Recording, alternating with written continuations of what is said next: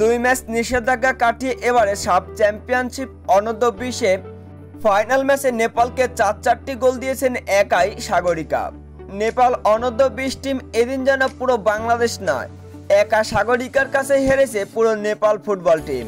Sub championship অনূর্ধ্ব-20-এ বাংলাদেশের বাঘিনীদের দুর্দান্ত পারফরমেন্স, শেষ পর্যন্ত নেপাল অনূর্ধ্ব-20-কে 4-0 গোলে হারিয়ে সাব অনূর্ধ্ব-20 চ্যাম্পিয়নশিপের ফাইনালে চ্যাম্পিয়ন হয়েছে বাংলাদেশ নারী ফুটবল টিম।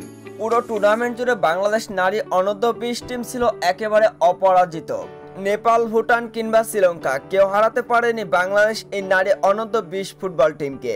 তবে সবাইকে অবশ্য রেকর্ড পরিমাণ গোলে হারিয়েছে বাংলাদেশ এই নারী অনূর্ধ্ব-20 ফুটবল টিম, যেখানে অবশ্য বরাবরই ভালো পারফরমেন্স করেছেন সাগরিকা।